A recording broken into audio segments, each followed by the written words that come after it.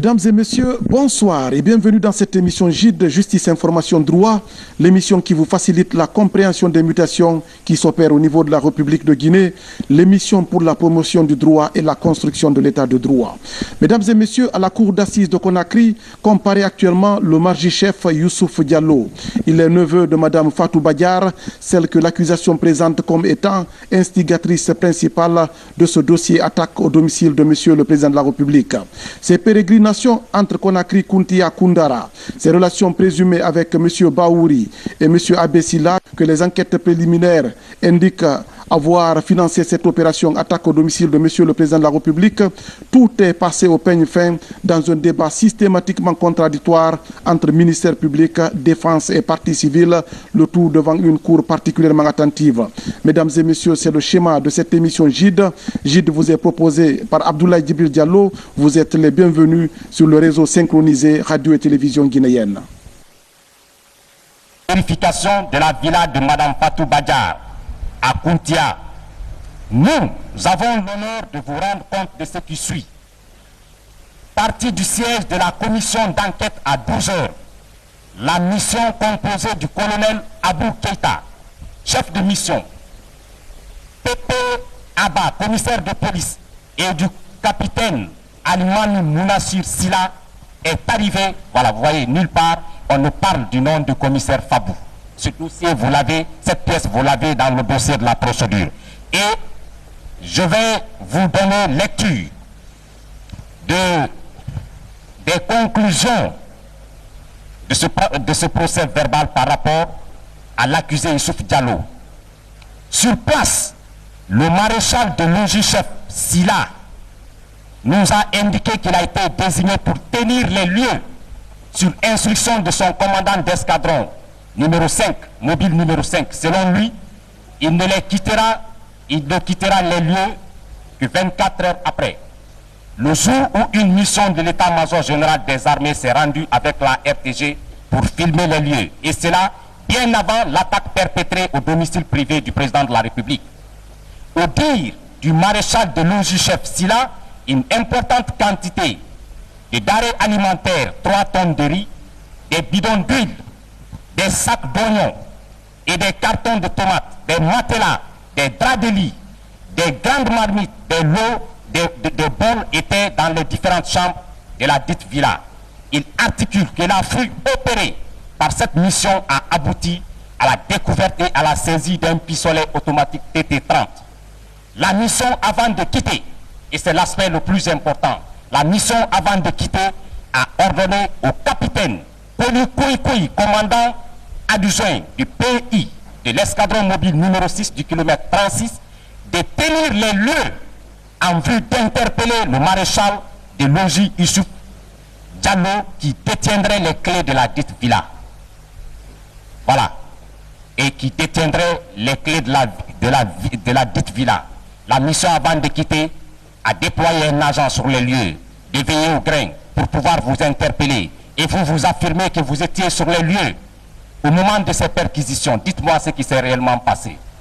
Parce que vous avez toujours ici qu'il y avait un premier gardien et que vous avez été déployé parce qu'au dire de votre tante, Madame Fatou Badiar, ce gardien, quand même, ne prenait pas tellement garde, ne sécurisait pas bien les endroits et Madame lui imputait certains manquements à ses obligations. Bon, je vous ai toujours dit, moi, ce que je connais, les gens là sont venus, le jour qu'ils sont venus, le gardien là, il était parti pour sortir à manger. C'est moi qui étais là, au bord de la route. J'ai vu les 2 pick-up de passage qui se sont dirigés vers là-bas. Il y avait un monsieur Diavanké qui construisait une pièce à construction à côté, en face. Ils sont venus rentrer dans la cour de ce monsieur-là. Je me suis dit, ah, ou bien, pourquoi les gendarmes sont venus chez lui, ou bien il y a un problème là-bas. Je suis venu tout doucement. J'ai salué le commandant d'escadron de Ouanidara qui était avec eux. Par après, comme Sir Fabou m'a dit, bon, c'est vous qui êtes là? J'ai dit oui. Il dit, bon, on nous a mandaté de venir perquisitionner la maison. J'ai dit, ah, il dit oui. J'ai dit, bon, vous avez un ordre, monsieur? Il me dit, non, s'il te plaît, mon chef ne nous demande pas ça. Tu n'as pas de besoin de me donner ici. J'ai dit, mais comment j'ai droit à vous demander ça? Par après, le commandant m'a tiré à dos. Il m'a dit, Marji-chef, toi, tu n'es qu'un débutant de carrière. Ce que tu vas faire, on peut quitter pour dire qu'on va aller chercher un ordre de mission. Mais quand on revient après, si on ne trouve rien, on peut dire, ah, vraiment, vous êtes déplacé. J'ai dit, ah, il dit, maman, et si on fasse l'action tout de suite, au moins tu vas te décharger. Parce que si on ne trouve rien, c'est une surprise. On est venu par surprise. Donc, on ne trouve rien, on sait que tu n'as rien à voir. Votre maison aussi n'a rien à voir. J'ai dit, ok, il n'y a pas de problème, mon commandant. J'ai dit, ok, je suis venu, j'ai ouvert. Ils sont rentrés, même dans le plafond. Même dans le plafond, je les ai remis une porte. Il y a deux Marji-chefs qui sont montés dans le plafond. Ils ont fouillé tout. Dès qu'on est sorti dans la cour aussi, ils m'ont demandé une partie d'alerte de la cour, d'enlever la partie là. Comme par commissaire Fabou même qui m'a demandé. J'ai dit qu'il n'y a pas de problème, j'ai enlevé. Il dit que non, il l'a fait comme ça. Il dit non, il y a quelque chose ici. J'ai dit qu'il n'y a pas de problème.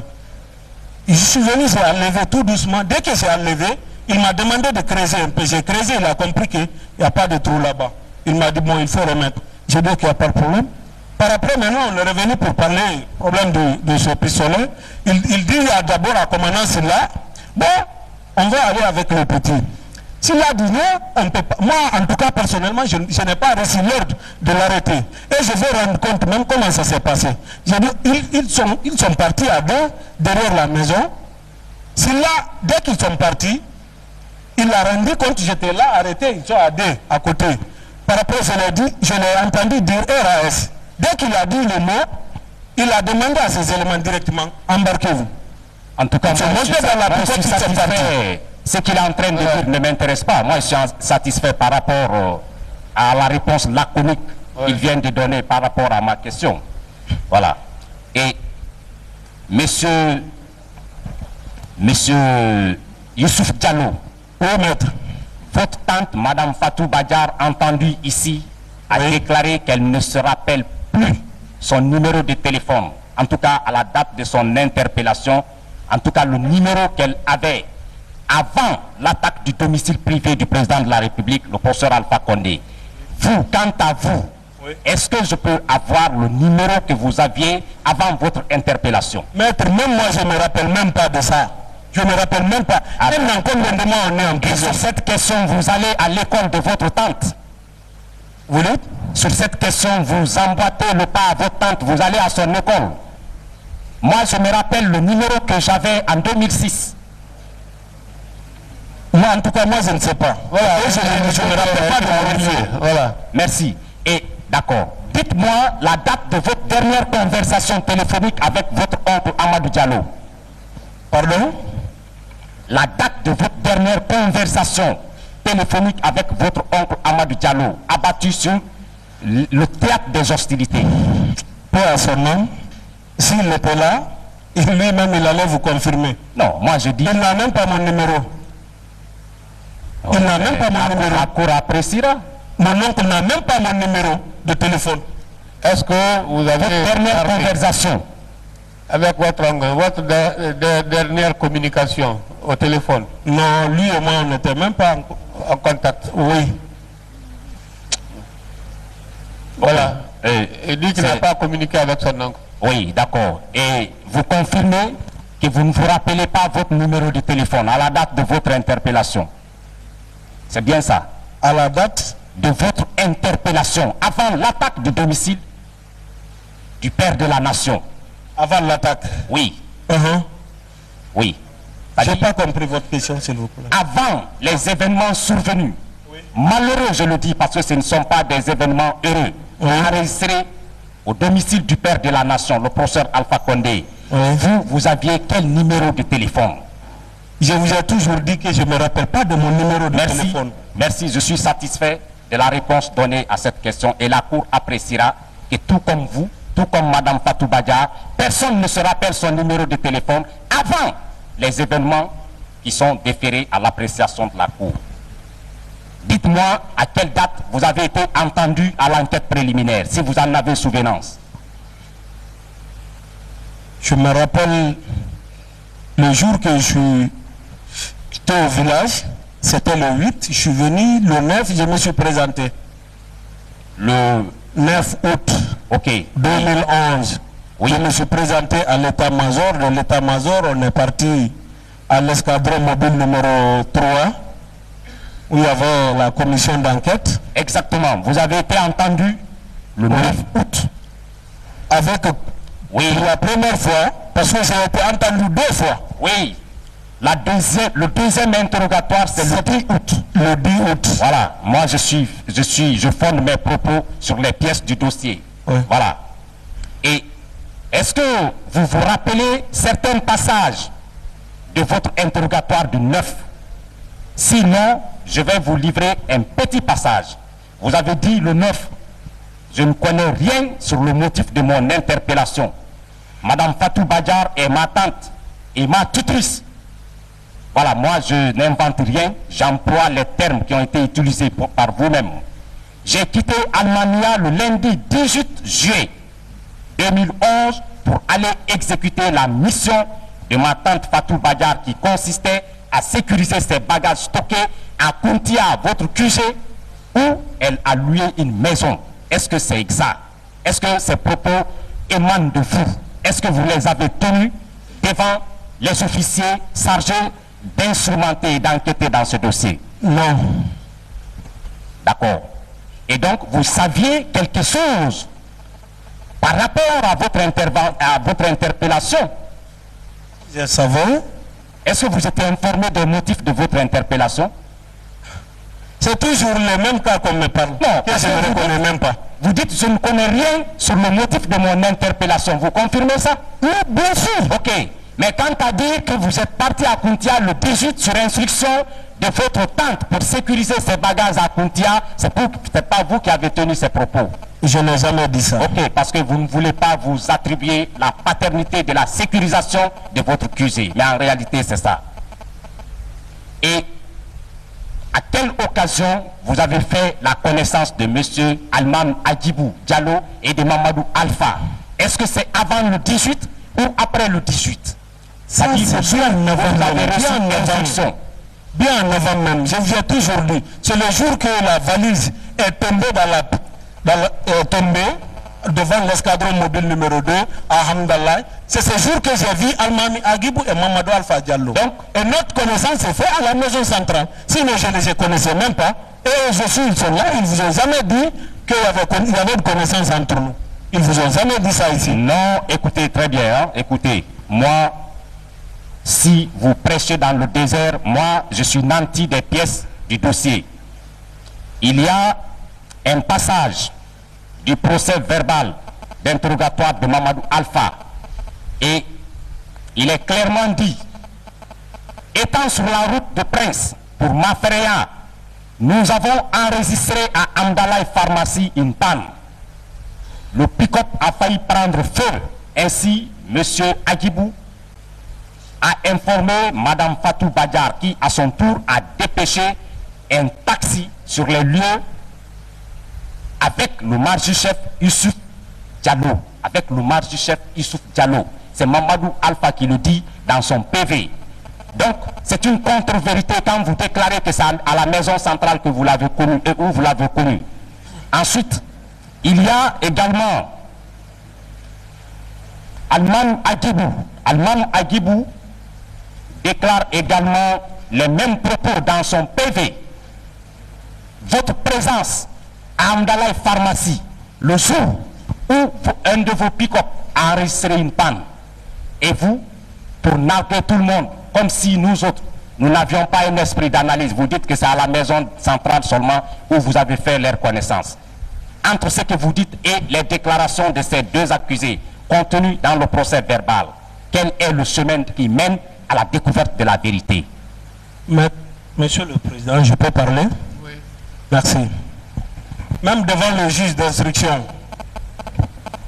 M. Paul de Lama, à la maison centrale, il m'a même demandé, Youssouf, est-ce que tu connais Almami Agibou avec lequel tu as transporté le bagage de ta tante et Mamadou Alpha Diallo? J'ai dit non, c'est ce jour que je les ai vus. Il me dit, ah, pourtant ceux-ci sont là. J'ai dit, ok. Il dit, est-ce que tu... D'abord, il m'a demandé, tu connais leur nom? J'ai dit non. En tout cas, c'est 2 jeunes. Il dit, tu connais leur nom? J'ai dit non. Il dit, et pourtant, eux, ils ont dit qu'ils te connaissent. J'ai dit, alors là, s'ils ont dit ça, ce sont eux qui connaissent. En tout cas, moi, je ne les connais pas. C'est ce jour que je les ai vus. Par après, juge Condé est sorti. Il dit, bon, Paul, depuis ça, on va aller. Il dit, dans Marji-Chef, oui, il faut dire, c'est le bon moment de dire, parce que Agibou a tout dit sur toi. J'ai dit, Agibou, qui est Agibou? Il dit, tu veux dire par là que tu ne connais pas Agibou? J'ai dit, mais s'il vous plaît, moi je n'ai jamais connu un certain Agibou. Il dit, toi tu peux nous dire ça. J'ai dit, mais bien sûr, je le confirme encore. Je ne connais pas qui est nommé Agibou. Il dit à Mamadou Alpha, j'ai dit non. Il dit, bon, et pourtant lui il a tout dit. J'ai dit, je ne les ai jamais... Est-ce que tu ne connais pas les 2 jeunes avec lesquels tu as transporté les bagages de ta femme, le jour que la pick-up est tombée en panne? J'ai dit, ah, moi je ne connais pas leur nom. Je sais quand même que j'ai transporté avec 2 jeunes. Il me dit, alors, on te dit maintenant, leur nom c'est un certain Almami Agibou et Mamadou Alpha Diallo. J'ai dit, je ne connais pas leur nom, mais quand je les vois tout de suite, je peux les reconnaître. Entre-temps, Agibou sortait. J'ai dit, voilà, c'est l'un d'entre eux. Il me dit, ah, c'est lui, Almami Agibou. J'ai dit, ah, c'est maintenant là, je connais son nom, sinon je ne connaissais pas. Moi, je suis satisfait. Et moi, je ne vais pas engager de polémique stérile avec vous sur cette question. Vous n'avez connu, selon vous, Almam Agibou qu'à la maison centrale. Oui. Vous n'avez connu, selon vous, Amadou Alpha qu'à la maison centrale. Mamadou Alpha. Mamadou Alpha. Oui. Voilà. Et je vous ai donné des passages de PV de Mamadou Alpha. Oui. Qui affirme, en tout cas qui soutient, qui vous a connu avant votre interpellation, avant la maison centrale. Voilà, ce PV. Et je vais donner un extrait du PV de M. Almam Agibou, même s'il estime que ce n'est qu'une restitution de ce qui lui a été présenté émanant de l'état-major des armées. C'est lui qui le dit et la cour appréciera. Mais Almam Agibou dit dans le PV qu'il taxé de documents restitués un jour. Elle m'avait donné, c'est-à-dire Mme Fatou Badjar, des bagages pour amener à Mafreya sans connaître le contenu. Arrivé à Amdalaï Pharmacie, le pick-up est tombé en panne. Mon ami Mamadou Alpha a appelé Mme Fatou Badjar au téléphone. Après, un taxi est arrivé sur les lieux pour pouvoir transporter les bagages en compagnie de MD chef Youssouf Diallo en service à l'état-major de la gendarmerie nationale. Mon ami et moi, nous sommes repartis par manque de place. Les deux, dans ces 2 documents, versés au dossier de la procédure, disent qu'ils vous ont connu avant. Et la Cour appréciera ces contradictions qui ne vous honorent pas. Et je vais maintenant donner quelques passages de votre interrogatoire du 10 août. Toujours à l'enquête préliminaire. Parce que Question. Oui, Monsieur le Président, je pose des questions. Voilà. Les questions ne tombent pas du ciel comme une baguette magique. C'est la suite réfléchie de l'analyse d'une série de documents, Monsieur le Président. Poursuivant son audition le 10 août 2011, Youssouf Diallo nuançait ses déclarations en ces termes. Je reconnais avoir transporté une seule fois les bagages de ma tante Fatou Badjar à Kountia en compagnie de ces 2 jeunes, Mamadou Alpha Diallo, Almam Agibou, dont je n'avais jamais connu les noms. Je précise qu'à 2 reprises, j'ai été en contact avec les nommés Mamadou Alpha Diallo et Agibou Diallo. La première fois à Kountia, lorsque ma tante est venue en leur compagnie à bord d'un véhicule pick-up. La deuxième fois, c'est lorsque le pick-up est tombé en panne à Amdalaï, alors que nous étions partis de Almamia pour Kountia. Vous voyez que vous êtes en train de vous fourvoyer dans un fleuve de contradictions manifestes. Qu'en dites-vous? Me permettez? Oui, vous avez la parole. Je crois bien, Maître Doumbouya, c'est ça qu'il vient de dire ici. C'est une seule fois que j'ai transporté avec Almami Agibou et Mamadou Alpha Diallo. Et je l'ai toujours dit, et je le répète encore, C'est à la maison centrale que j'ai connu leur nom. Et j'ai toujours dit, devant les officiers qui étaient là, je les ai dit toujours, je ne connais pas leur nom. Mais s'ils sont présents devant moi, je vais les reconnaître. C'est comme ça. Et quand même, je l'ai transporté ce jour-là avec eux jusqu'à Hamdallah Pharmacie. Lorsque la pick-up est tombée en panne, j'ai pris un taxi. Moi, j'ai continué pour Kuntia. Et quand on me parle de ma frère... le taxi. Hein? Vous avez continué avec le taxi? Avec le taxi. Mais quand on me parle de ma frère, et moi, je n'ai jamais transporté de bagages. Avec eux jusqu'à ma frère? Même pas avec eux. Même pas avec eux. Tout ce que ma tante m'a dit, c'est de déposer ça à Kuntia. Moi, je reste là-bas. À côté du gardien qui est là-bas. Voilà, dans ce colis-là, oui, ce que vous avez transporté de Almamia oui, jusqu'à Kuntia, oui, vous avez dit qu'il y avait sa valise de mariage, non? Oui. Bon, elle allait à Kundara. Est-ce qu'elle a transporté cette valise-là? La valise était là. La valise était là. Lorsque même les gendarmes sont venus, Oui. ils ont trouvé que c'est des habits même qui ne sont même pas cousus. Voilà.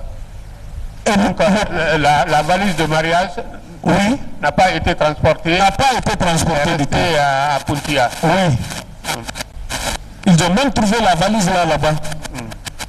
Voilà. Vous avez été chercher, vous êtes allé chercher du bois de soif aussi, hein, pour la maison de Kuntia. Oui.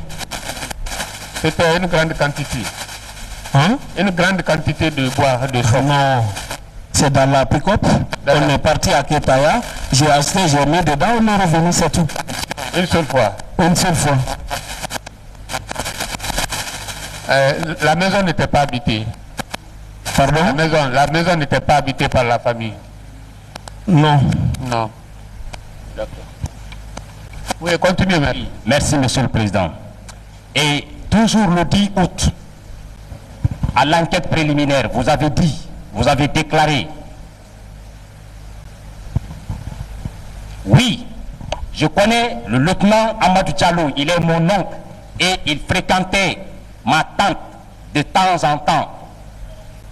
Je condamne sa participation à l'attaque de la résidence privée du président de la République. C'est vous qui avez tenu ces propos? Mais moi, on ne m'a jamais parlé à la gendarmerie que mon oncle a participé. Vous avez tenu ces propos? Non, c'est pas vous? Non. Ok. Et vous déclarez que vous avez été appréhendé, interpellé avant la perpétration de la tentative d'assassinat visant le président de la République. Pardon? Vous avez été arrêté avant le 19. Je vous ai toujours dit ici, moi j'ai arrêté le 9, j'ai été arrêté le 9 août. Oui, mais je l'ai toujours dit. Août et juillet. Répondez à ma question. Alors je n'ai pas dit ça. Vous avez été arrêté avant ou après? Après. Ok. Merci. Le 19, où étiez-vous? J'étais à Kuntia, je vous ai toujours dit. À Kuntia? Oui. Et vous avez appris à quel moment la tentative d'assassinat du président de la République? Le 19. À partir de votre position, à partir de votre QG de Kuntia, vous avez entendu les nouvelles à quelle heure? Je vous ai toujours dit. Moi j'ai entendu ça le 19 vers les 8h, 9h, à la télé aussi. Merci.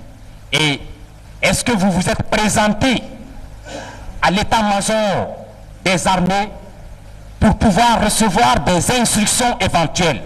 Pas à l'état-major des armées. Dans votre unité au moins? À l'état-major de la gendarmerie, je partais toujours là-bas. Non, le 19. Oui. Quand vous avez entendu à 8h, oui, que le président de la République, oui, le professeur Alpha Condé, a été attaqué. Oui. C'est vrai, vous étiez en mission de sécurisation de votre QG. Oui. Est-ce qu'au moins, oui, vous vous êtes présenté, oui, à votre brigade dans le but de recevoir des instructions éventuelles de vos supérieurs hiérarchiques? Non. Pourquoi? Et donc, je pensais que vous étiez en service privé et non en service de l'État guinéen. Excusez-moi, je vais vous expliquer comme vous m'avez posé cette question. Merci beaucoup. Lorsqu'on était à Kaka, lorsqu'ils ont levé le barrage, ils nous ont demandé de replier à l'état-major. En ce temps, j'ai toujours cherché une mutation dans une unité, mais on me disait souvent d'attendre. On me disait souvent d'attendre. J'étais tellement fréquent à l'état-major, même le commandant qui m'a appelé, Mohamed 5Ba, il le connaît. J'étais fréquent à l'état-major, et lui-même en personne, ils ont voulu l'arrêter. Monsieur le Président, avec votre permission, l'accusé passe complètement à côté de la plaque. J'ai demandé, est-ce qu'il s'est présenté à une brigade de gendarmerie, à un service de sécurité le 19, lorsqu'il a entendu.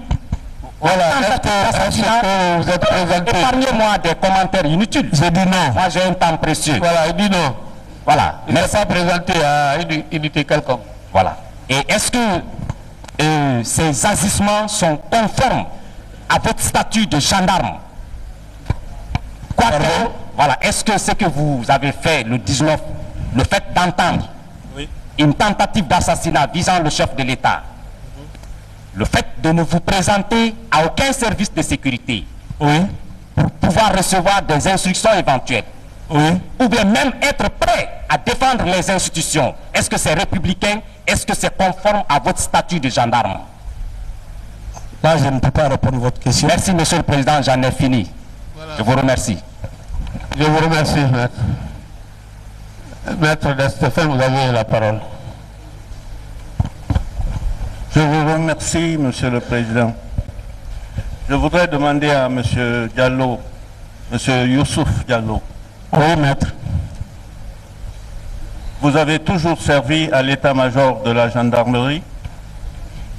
Je vous ai toujours expliqué.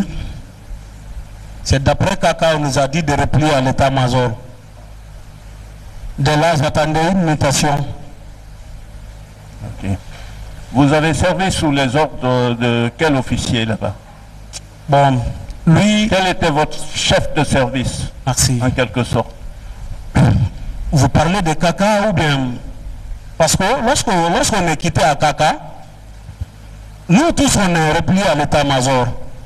Mais le nom du commandant, je ne peux pas retenir parce que c'est quelqu'un, on n'a servi que 3 jours.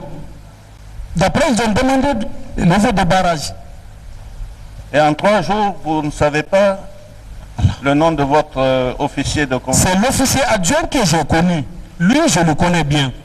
Parce que nous, on a servi ensemble, même à Madina. C'est de Madina qu'il m'a laissé pour aller à Chose Yataya. De Yataya, il est venu à l'aéroport. De l'aéroport, on nous a mutés ensemble à Chose, comment dirais-je, à Kaka.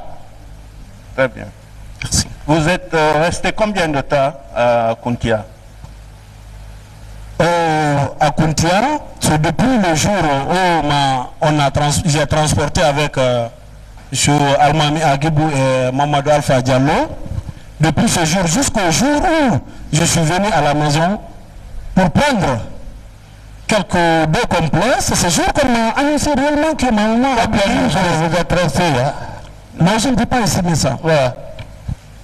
Non, je veux savoir, à peu près de quelle date à quelle date vous êtes resté à Kuntia? Non, je ne peux pas estimer. Est-ce que vous avez fait une semaine à Kuntia? Vous êtes resté à Kuntia pendant une semaine au moins? Non, plus que ça. Plus que ça. Plus que ça. Parce que c'est le jour que j'ai transporté avec Almami Agibou. Oui. Et j'ai entendu ici dire qu'il a été arrêté depuis le 11 juillet. Et jusqu'à la chose, comment dirais-je, le jour où je me suis déplacé pour aller à Koundara. Et ça a coïncidé à peu près 10 jours comme ça, après l'attaque. Donc, à peu près 1 mois avant? Non, ça n'atteint pas 1 mois. Ça n'atteint pas, mais 2 ou 3 semaines. 2 à 3 semaines. Comme ça, oui. Voilà. Et pendant tout ce temps que vous étiez à Kuntia, comment vous exercez votre fonction de gendarme? Pardon? Pendant que vous étiez à Kuntia, oui, pour surveiller la maison de votre tante, oui, comment exercez-vous votre fonction de gendarme? Non, je fréquentais à l'état-major, je fréquentais toujours. Je fréquentais. Vous vous présentez à votre service tous les jours? Pardon, s'il vous plaît, excusez-moi. Monsieur le Président. Et le temps que je venais à l'état-major, parce que même mon commandant d'unité, Entre-temps, j'ai entendu qu'il est décédé, un malinqué. Mais le temps que je venais là-bas, pourquoi je ne me suis pas présenté à un bureau? Parce que même mon commandant d'unité à Kaka, lui-même en personne, s'il venait à l'état-major, il était toujours avec les gens sous le mangué. Il ne répondait à aucun bureau de l'état-major. On était toujours là ensemble. À chaque fois que je venais, je me présentais. Quelques jours après, j'ai appris qu'il est décédé. Donc, quand vous veniez à l'état-major, oui, puisque vous n'avez pas de bureau, oui, vous étiez obligé de rester sous les manguiers. Bien sûr. Vous et votre commandant de... Bien sûr. À chaque fois, on venait se présenter, ils nous voient, et puis on reste quelque temps après, on quitte. Tous les jours. Bien sûr.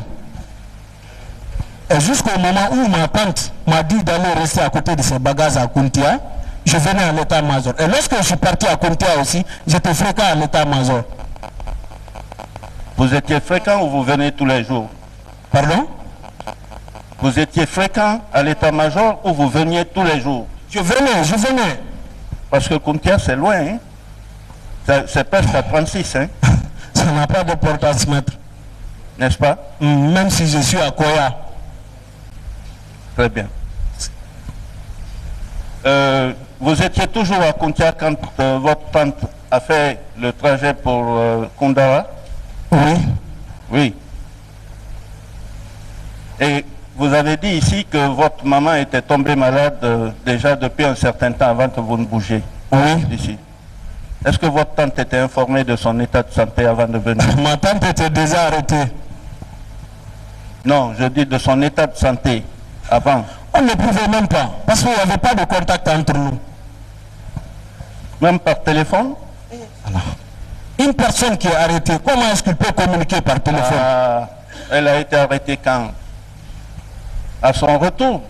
Elle a été arrêtée à son retour. Mais je crois bien l'expliquer ça ici publiquement. Mais c'était après l'attaque, hein, ça. Hein? Ça, c'était après l'attaque.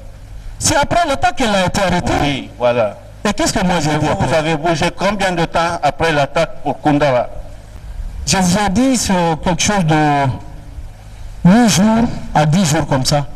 Je me suis rendu à Kundara. Et arrivé là-bas encore, j'ai fait que 5 jours. 6e jour, j'ai reçu l'appel. 8e jour, j'ai pris le taxi. Le 8, je suis venu directement parce qu'on m'a appelé. Et dès que je suis arrivé à la maison, je n'ai même pas cherché à savoir de ce qui s'est passé derrière moi. Je suis allé directement me rendre à l'état-major où on m'a demandé. Et de Kundara jusqu'à Conakry, personne ne m'a arrêté, personne ne m'a dit que Youssouf, tu es recherché. Et je suis revenu de moi-même. Qui est Abdoulaye Konaté? Abdoulaye Konaté, ça aussi, ils ont écrit son nom, peut-être parce que devant la commission, ils m'ont demandé. Il dit, au moment que tu étais au village, tu étais dans le même de qui était ton tuteur? J'ai dit que c'est faux. Monsieur Abdoulaye Konaté. Peut-être c'est dans ça ils ont pris, ils ont dit, Pouvez-vous nous parler un peu de celui-là? Pardon? Pouvez-vous nous parler un peu de M. Abdoulaye Konaté? Abdoulaye Konaté, c'est un oncle. Lorsque je faisais la 6e, 7e année, jusqu'à la 8e année, j'étais chez lui. Où il est actuellement? Il est décédé. Il est décédé où? Pardon? Où il est décédé? Lui, il est décédé à Conakry ici. À Conakry? Oui. Où il a sa famille? Sa famille est toujours au village à Sarabodo. Et il a sa famille aussi qui est là, à Ferekaria. Il a été enterré à Ferekaria. C'est lorsque j'ai parlé, j'ai dit que bon, lorsque je faisais 6e, 7e, parce qu'on m'a posé tout ça. C'est lorsque je les ai dit que j'étais avec mon oncle, Abdoulaye Konaté, peu à son nom. Peut-être c'est dans ça qu'ils ont dû parler mon trajet de l'abbé que je n'ai jamais connu. Est-ce qu'en allant à Kundara, vous n'êtes pas passé par l'abbé pour présenter vos condoléances? Mais il y a plein de ce qui s'est passé. Excusez-moi, monsieur le président, s'il vous plaît. Monsieur, je ne sais pas. Ok, il n'y a pas de problème. C'est au sérieux, hein? Oui, même moi. Voilà. Monsieur mon oncle Abdoulaye Konaté, paix à son âme, est décédé à Conakry ici, à l'Ignace Dine. Il a été enterré à Ferekaria, chez lui. Oui, continuez, maître. Si j'ai bien compris, M. Diallo, oui. depuis le départ de votre tante sur Koundara, vous n'avez pas communiqué. Pardon? Vous ne vous êtes pas vu, vous n'avez pas communiqué. On a communiqué. Il n'y a pas eu de communication entre vous et votre tante. Non, on a communiqué. Parce que le jour qu'elle est rentrée au village, elle m'a même appelé. Entre-temps, ça considère que les gendarmes sont là. Ok. Ne trouvez-vous pas curieux qu'elle soit partie à Koundara pour se marier et que sa valise contenant ses effets de mariage soit restée à Kountia?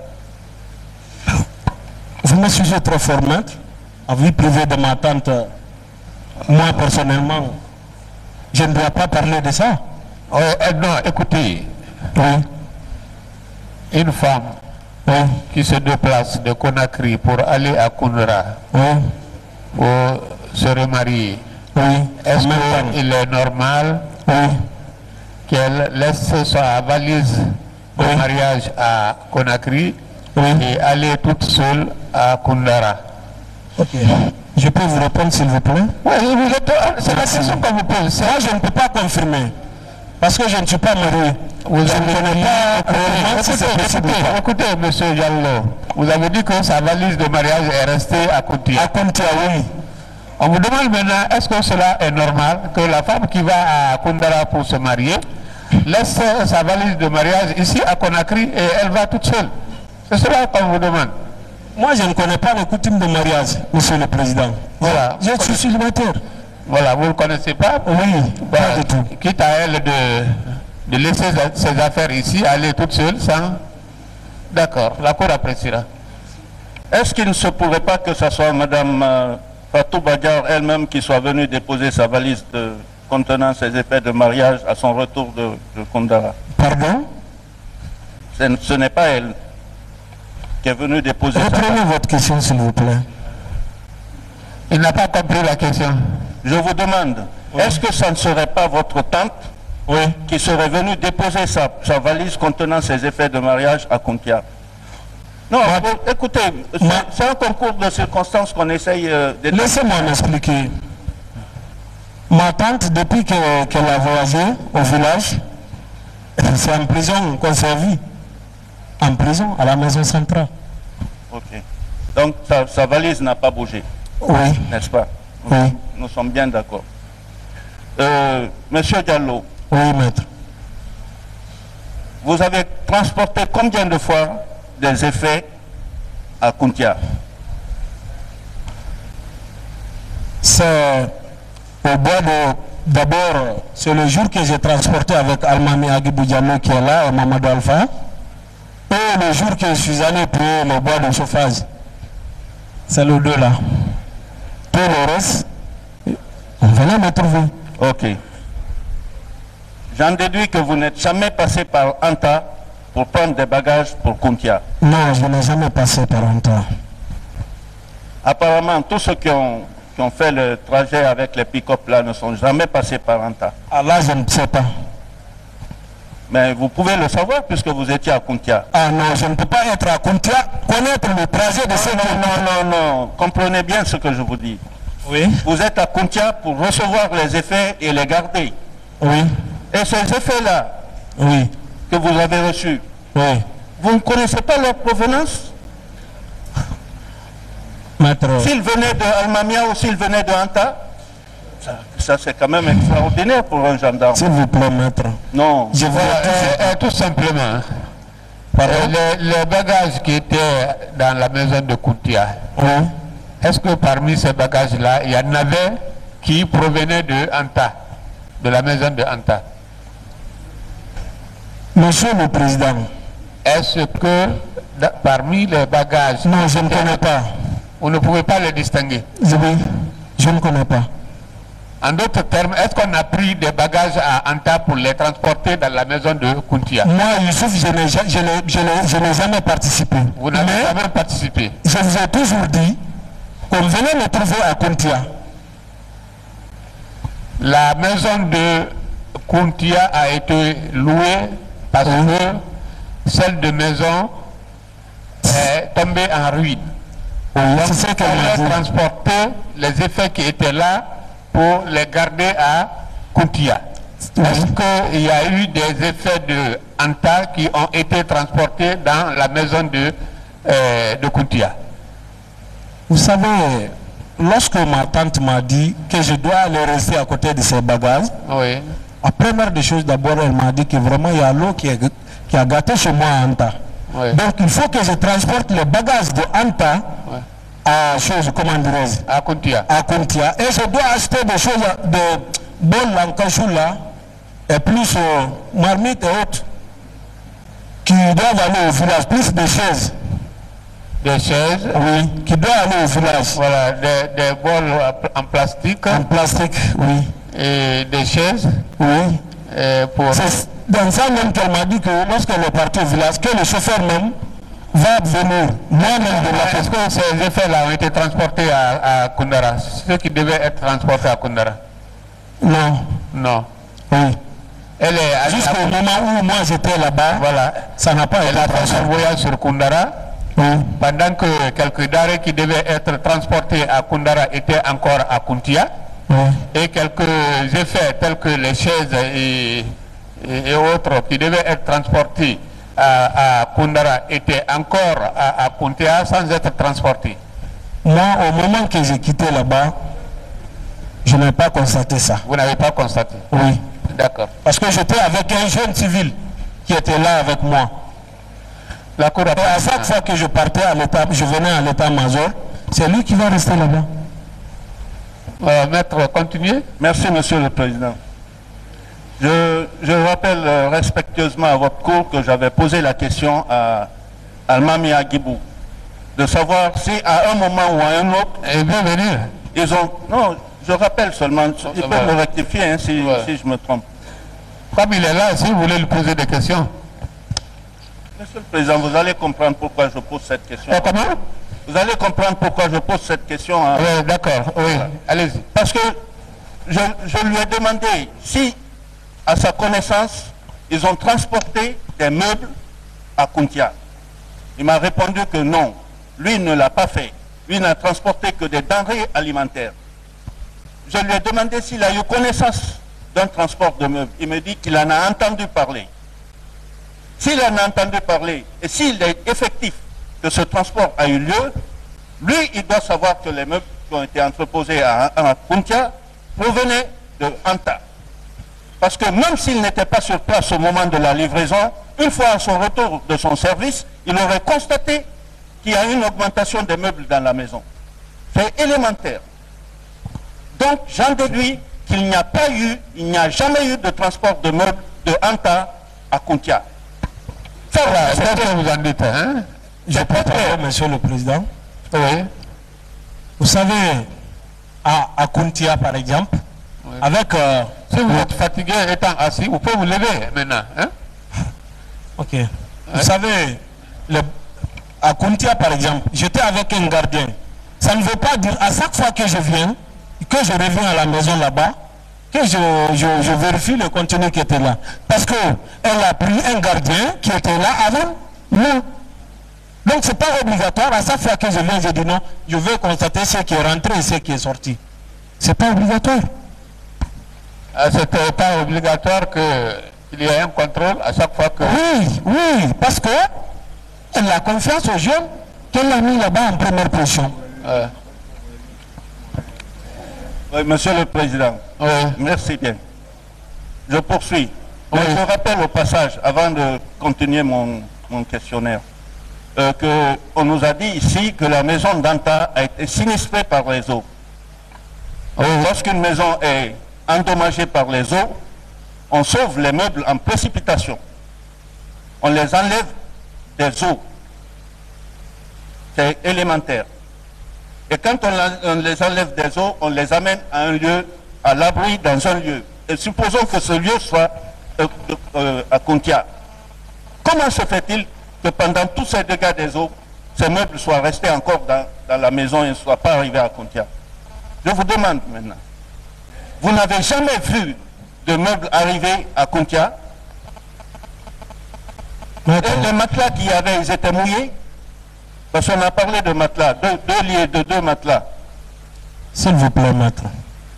Oui. Je vous ai toujours dit, avant que moi je ne vienne à la maison à Kountia, il y avait un gardien qui était là-bas. Non, c'est pas ça ma question. Non, c'est pour vous dire que... C'est pour vous dire que... Monsieur Diallo, oui, Monsieur le Président.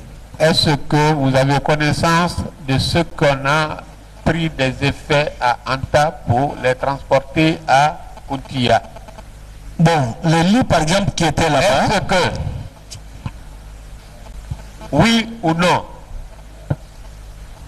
Oui, j'ai remarqué les bagages, d'autres bagages qui étaient à Anta, que j'ai connus au moment de notre formation, que j'ai retrouvé ça encore à Kountia. Donc oui, on a transporté de Anta des bagages à Kountia. Je peux dire oui, voilà. Parce que ce que j'ai vu à Anta, j'ai retrouvé ça à Kountia. Voilà. Ah, mais vous avez mis du temps à le dire, hein? Vous avez mis trop de temps à le dire. Oui. Parce que moi, je doute même que ces bagages aient été transportés de Anta à Kountia. Ils étaient déjà sur place. Vous l'avez dit. Pardon? Vous avez dit que ces bagages étaient sur place quand vous êtes arrivé. Non, mais vous l'avez dit. Ah, je ne l'invente pas. Hein. Les bagages étaient sur place où? À Kountia. Lorsque moi je suis venu, j'ai trouvé beaucoup de bagages. Mais voilà. J'ai trouvé beaucoup de bagages qui étaient là. Voilà. Mais les gens qui étaient censés transporter ces bagages avec les pick-up, aucun ne fait état de meubles. Tous font état de denrées alimentaires. Mais personne n'a dit qu'on a transporté une seule fois des meubles. À l'exception des chaises, qui devaient partir d'ailleurs sur Koundara et qui ne sont jamais partis. Tous les bagages qui ont été transportés là-bas étaient en transit pour Koundara. Rien n'a été emporté à Koundara, pas même la valise des effets de mariage. Excusez-moi. Vous avez gardé tous ces meubles-là? Vous savez, je vous ai toujours dit, je me déplaçais, tant que je me déplaçais, et quand je me déplaçais, il y avait le jeune qui était là. Non, les jeunes, personne n'avait confiance aux jeunes. Votre tante a dit selon vos propos, votre tante aurait dit oui. qu'il commet des erreurs professionnelles. Non, il passe quelquefois à ses obligations professionnelles. S'il vous plaît, bon. Si elle n'avait pas confiance à ce jeune-là, vraiment au début, elle allait me laisser avec ce jeune-là là-bas. Mais c'est moi-même qui est venu trouver le jeune là-bas. C'est qu'elle a confiance à ce jeune. Mais seulement parce qu'il est illettré, c'est tout pour ne pas qu'on vienne le tromper là-bas. C'est à cause de ça qu'elle m'a dit vraiment de venir rester à côté de lui. C'est le caractère d'illettré qui nécessite votre présence à Kountia. Le caractère d'illettré de précédent gardien, oui. C'est ça qui justifie votre présence à Kountia? Mais bien sûr. Alors la plupart des gardiens qui exercent à Conakry et même en Guinée sont pratiquement illettrés. Hein. Bon, s'il vous plaît, maître, Monsieur le Président, je peux parler un peu? Oui, bien sûr. Hein. Merci. Je suis d'accord. Quand vous dites ça, moi je vais dire mais pourquoi? Parce que les gendarmes qui sont venus là-bas ont arrêté les jeunes là seulement. Est-ce qu'ils pouvaient vérifier le trajet qu'ils ont fait dans la cour ou bien dans la maison même? Ils ne pouvaient pas parce que si moi personnellement je suis aujourd'hui, si moi personnellement je n'étais pas là-bas, on allait parler beaucoup de choses, on allait introduire beaucoup de choses dedans. Parce que je connais combien de fois ceci-là a été armé. Est-ce que avec ces derniers-là seulement, on n'allait pas le troubler pour faire introduire d'autres armes? Parce qu'on connaît ce qui se passe sur beaucoup de choses. Introduire des armes à la maison, après dire que ouais, voici ce qu'on a retrouvé devant un illettré. Tout est possible. Donnez-nous quelques exemples de... Non, je ne peux pas dire que ça se fait. Ça se fait. Aujourd'hui, ça se fait. C'est sur cette circonstance-là qu'elle m'a dit de venir rester à côté de ces bagages pour ne pas qu'il y ait de problème demain. Non, mais... Et à la présence des gendarmes, eux-mêmes, ils ont compris que la personne qu'ils ont trouvée, vraiment, c'est pas de n'importe qui. Moi, je voudrais que vous nous donniez quelques exemples. Non, moi, je ne peux pas vous dire ça. Parce qu'on aurait introduit frauduleusement des armes de cette façon. En tout cas, si ça devait venir des forces de l'ordre. Donnez-nous quelques exemples. Je ne peux pas vous répondre ça. Moi. Alors, pourquoi vous affirmez cela?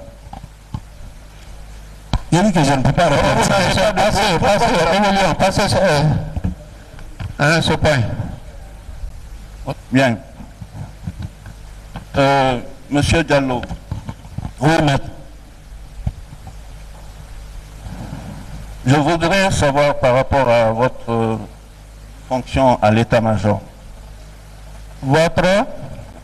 Sa fonction à l'état-major. Voilà, sa fonction, hein? Je reviens à l'état-major. À l'état-major. Oui.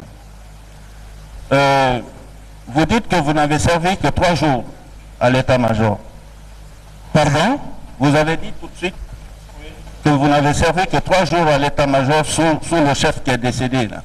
Je ne connais plus, j'ai oublié ça. Ça, c'est mon commandant d'unité à Kaka. Lorsqu'on nous a amenés à Kaka, j'étais avec lui. Oui. 3 jours après, le président a demandé de lever les barrages. Oui. C'est comme ça que c'est passé. C'est pas lui qui est décédé? Pardon? C'est avec celui que vous étiez sous les arbres, là? Sous les manguiers? Oui, parce que lorsque je venais... C'est lui qui est décédé, non? Oui. Bon. Quand vous êtes parti sur Koundara, il était vivant ou il était décédé? Il était décédé longtemps avant que je ne parte à Koundara. Et il n'y a eu aucun chef pour vous prendre en charge? Non, pour le moment, comme à chaque fois que je venais, qu'on venait, nous les éléments qui étaient détachés à chose, à Kaka, ce que j'ai remarqué, à chaque fois qu'on venait, je trouvais le commandant sous les manguiers, je viens, je me présente à lui, il me dit, ah vraiment Diallo, on va rester comme, peut-être on va attendre, peut-être une décision va tomber. C'est comme ça. D'accord. Et c'est lui qui était votre supérieur hiérarchique, n'est-ce pas? Bien sûr, depuis Kaka. Et vous pouvez vous absenter comme ça de votre service pour aller à Koundara sans même lui passer un coup de fil? Maître, je vous ai toujours dit, lorsqu'on m'a dit que maman a piqué une crise, où je n'ai pas pu informer mes parents qui sont là, c'est pas dans mon unité peut-être, surtout ma maman. Mais je ne me contrôle pas du tout. Chacun a un profond respect pour sa maman, je le comprends. Hein? Voilà. Je comprends votre attitude, mais les réseaux de service aussi ont leurs contraintes. La communication, c'est pas fait pour les singes, hein, c'est fait pour les humains. Passer un coup de fil au service pour dire, ah, j'ai ma maman qui est gravement malade, je m'excuse mon commandant, donnez-moi la parole. Je vous ai toujours dit que je ne me contrôle pas. Autre mesure, je ne me contrôle pas. A été déjà posé par la Cour. Hein? Évoluons. Ne revenez pas sur cette question, maître. Je vous remercie, monsieur le président. Ouais, merci. C'est fini? Voilà, passez le micro à maître Lamy.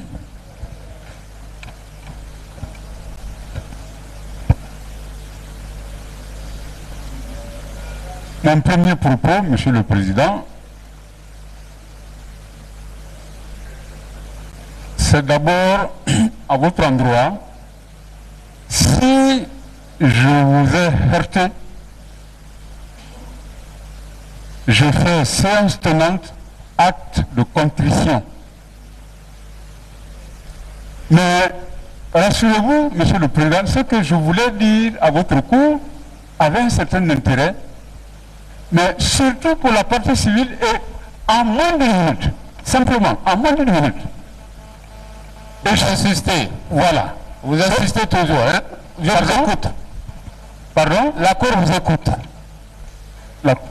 Ah oui, ok, merci Monsieur le Président.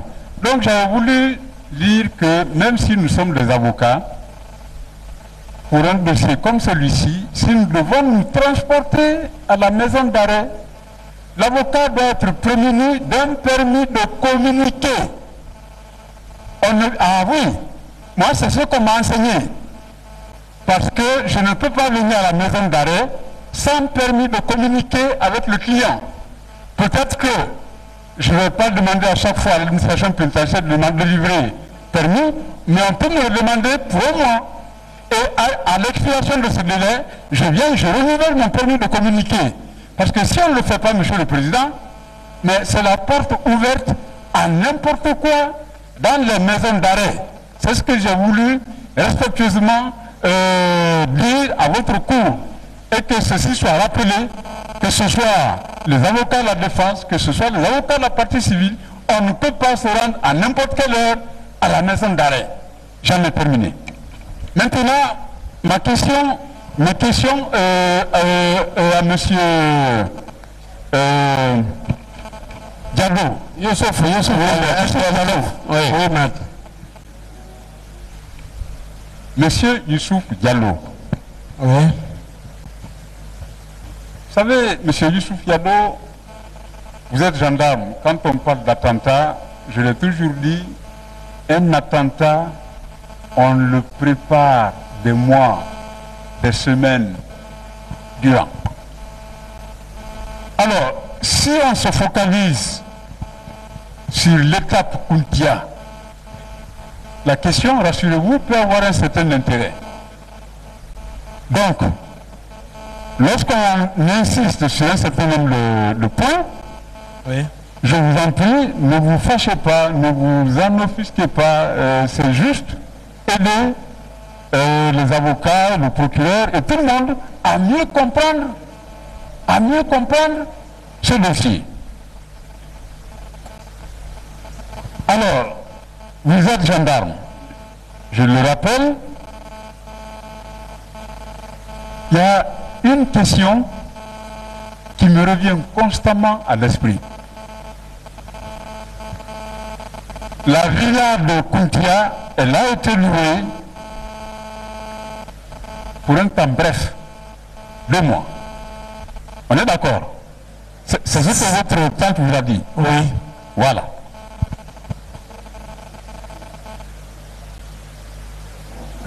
Dans cette villa, on a transporté des denrées alimentaires en grande quantité.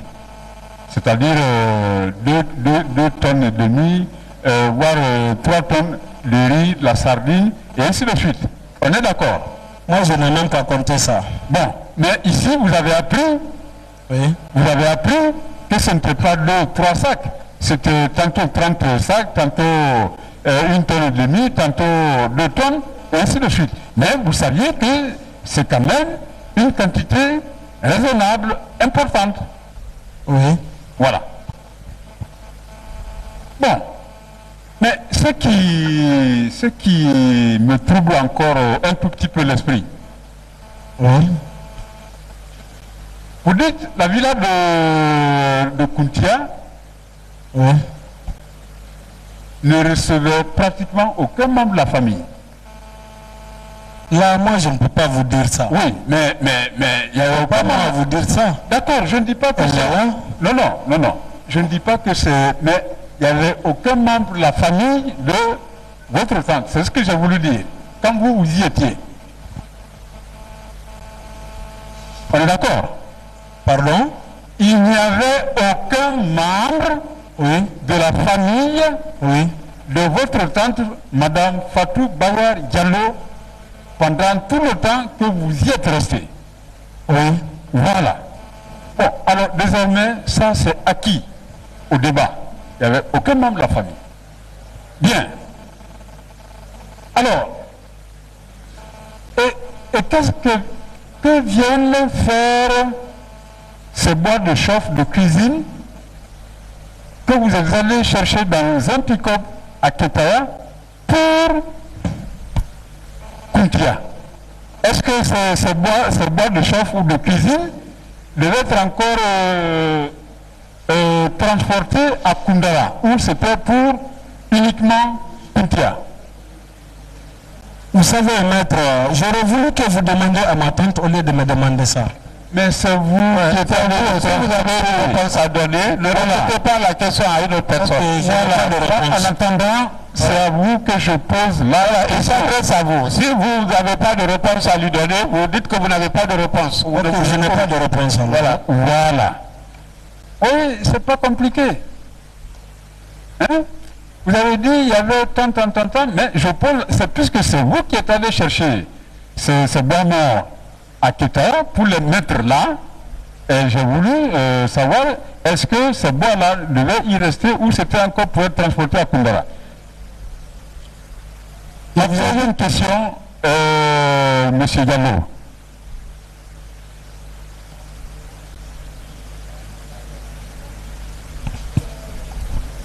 Vous dites que le 19, au matin, après que vous ayez appris, comme beaucoup de Guinéens, Oui. que le domicile de Monsieur le Président de la République a été attaqué. Oui. Je considère que vous êtes militaire, gendarme, sous le drapeau. Oui. Lorsque vous apprenez que le chef des armées est attaqué, Oui. Monsieur le Président de la République, chef des armées, il est attaqué. Oui. Est-ce que votre devoir ne vous commande-t-il pas ce 19 juillet de vous présenter, sinon à votre unité, mais au moins à l'unité la plus proche? Bon, bien sûr, mais moi j'étais toujours à Kountia. Il était de votre devoir de vous présenter, oui ou non? Oui. Et pourquoi vous ne l'avez pas fait? Parce que j'étais... Et surtout, j'ai constaté qu'il y a eu des gendarmes qui sont passés à la maison pour perquisitionner la maison. Donc, quand cela s'est fait, je ne pouvais pas quitter maintenant à côté de ces bagages, parce que pour ne pas qu'ils reviennent après. Mais les gendarmes sont passés quand? Voyez les choses dans le temps. Les gendarmes... C'est la date que je ne retiens pas du tout. Bon, mais combien de jours avant? À peu près quelque chose de 8 jours comme ça. Hein. 8 jours. 7 à 8 jours, oui. Bon, alors, mais le 19, Oui. quand même, c'est un événement en tant que tel. Oui. Vous êtes gendarme, Oui. vous êtes payé. Oui. Voilà. Et vous apprenez que le chef des armées est lui-même attaqué. Votre réaction, est-ce que vous ne trouvez pas normal que ce jour-là, vous fassiez l'effort nécessaire pour vous présenter, pas peut-être à votre unité à considérer, mais au moins à l'unité la plus proche? Vous dites que vous ne l'avez pas fait. Je ne l'ai pas fait. Et pourquoi? C'est terminé. C'est terminé.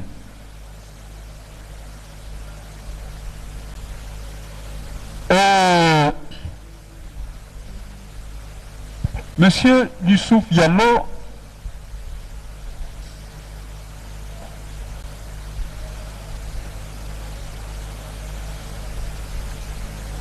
ma quatrième question, comment expliquer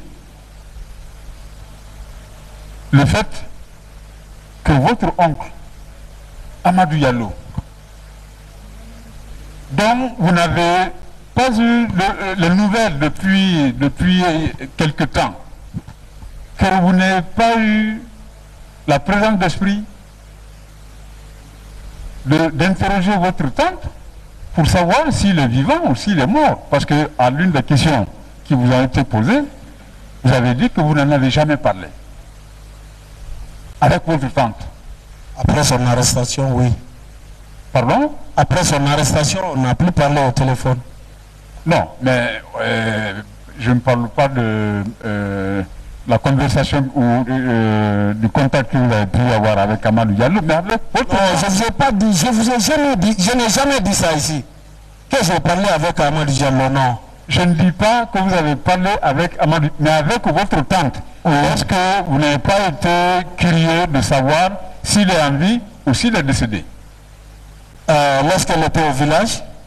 Bon, ben, au village ou avant le village ou après le village, est-ce que il ne vous est pas venu à l'esprit de lui poser la question pour savoir ce qu'il est devenu? Je ne l'ai pas demandé. Elle-même, j'en ai parlé même. Ah bon? Le décès de mon oncle Amadou Diallo, je l'ai appris à partir de Koundara. Et ça aussi, personne ne m'a dit que vraiment ton oncle est décédé, c'est le professeur Alpha Condé. Oui. Mais plutôt on m'a dit que son corps a été retrouvé à l'hôpital. C'est comme ça qu'on m'a dit au village. Oui. Oui, d'accord. Mais pour être vraiment définitivement fixé, est-ce que vous en avez parlé avec votre tante? C'est ce que je vous ai demandé. Oui. Avant ou après? À n'importe quel moment de votre rencontre, ou téléphoniquement, c'est-à-dire après le 19 juillet, si vous voulez. Vous savez, je vous ai toujours dit que mon oncle c'est à Koundara, j'ai appris qu'il est décédé. À Koundara. Et donc, à partir de là, où ils m'ont dit qu'il est décédé, j'ai dit, ah, comment? On me dit non, que son corps a été retrouvé à l'hôpital, Ignace Dine. Moi-même, je me suis demandé, et comment mon oncle, son corps est retrouvé à l'Ignace Dine? Voilà. C'est comme ça. Bon, donc... Et même à la gendarmerie aussi, ils m'ont demandé de ça. Je les ai dit, s'il vous plaît, que lorsque tu es revenu, pourquoi tu n'as, au lieu d'aller se présenter à l'état-major, pourquoi tu n'as pas cherché à savoir pourquoi et comment ton oncle a été tué? J'ai dit, s'il vous plaît, ça, pour le moment, à partir de là où l'état-major a besoin de moi, au lieu de chercher à savoir comment il a été tué et où il a été tué, d'accord. Pour moi, c'est de partir d'abord savoir pourquoi on m'a appelé. Monsieur Diallo, vous avez répondu. Je n'insiste pas outre mesure. J'ai noté votre réponse. Revenons à la villa d'Anta. À la villa d'Anta. Oui. Quels sont ceux qui occupaient cette maison d'Anta? Pardon? Quelles sont les personnes qui occupaient la maison d'Anta avant le sinistre? Vous savez, j'aimerais que vous demandiez à ma tante. À votre connaissance, monsieur Diallo? Je ne connais pas. Est-ce qu'il y avait quelques membres de votre famille? De votre famille logés là? Non, ceci-là n'était pas dans notre famille. Mais... C'était en location? Non, elle n'a jamais donné sa maison en location, mais plutôt les gens qui étaient là-bas, mais ça aussi, c'est avant ça, parce qu'elle m'a toujours dit qu'elle a laissé quelqu'un pour sécuriser ses biens là-bas. Donc il y avait un gardien. Parce que moi, je suis quitté là-bas au moment qu'on rentrait au centre de formation. On m'a muté à Madina. Bon, disons. De là-bas, à partir de là, je ne connais pas qui était là-bas. Il n'y avait aucun membre de votre famille qui logeait à Anta, non? Non, je n'ai pas remarqué ça. Voilà. Oui, c'est pas compliqué, mon cher Yallo. C'est pas compliqué. Bon.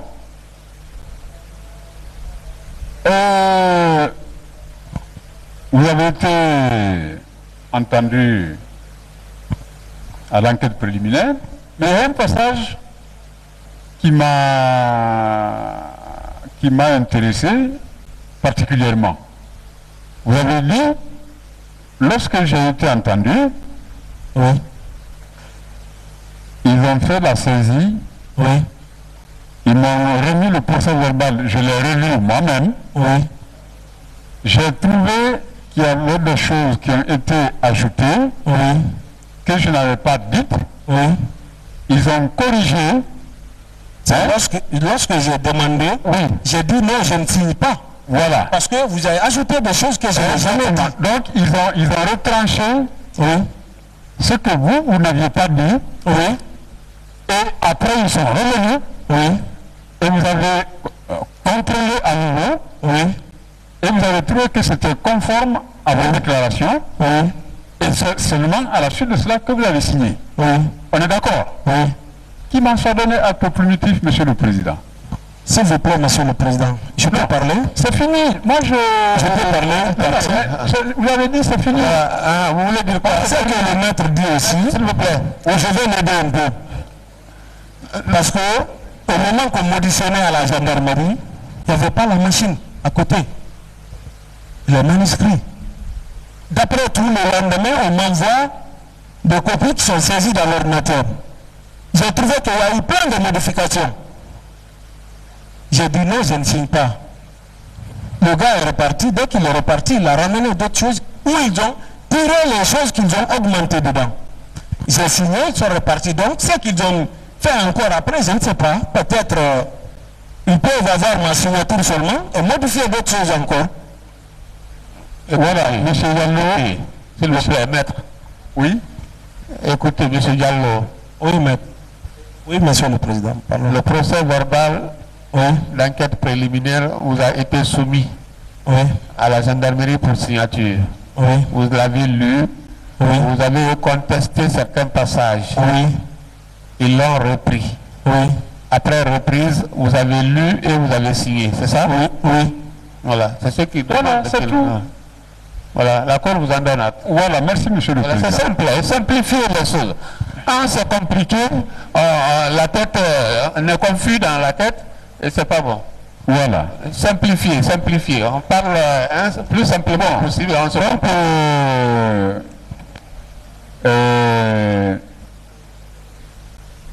je vous remercie, monsieur le président.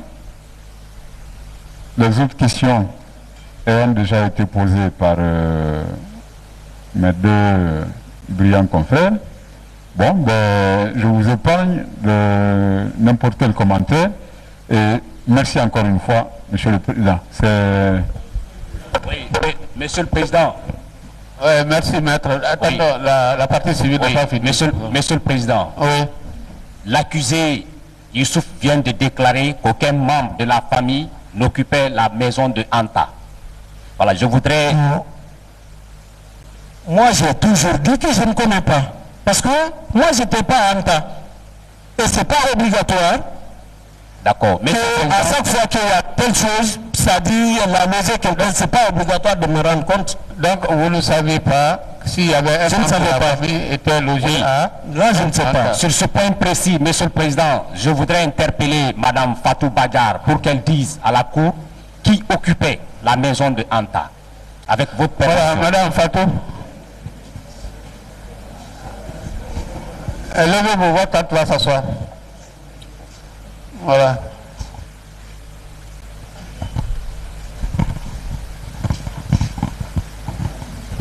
Voilà, madame. Oui, maître. Quels sont ceux qui étaient logés dans la maison de Anta? Merci, monsieur le président.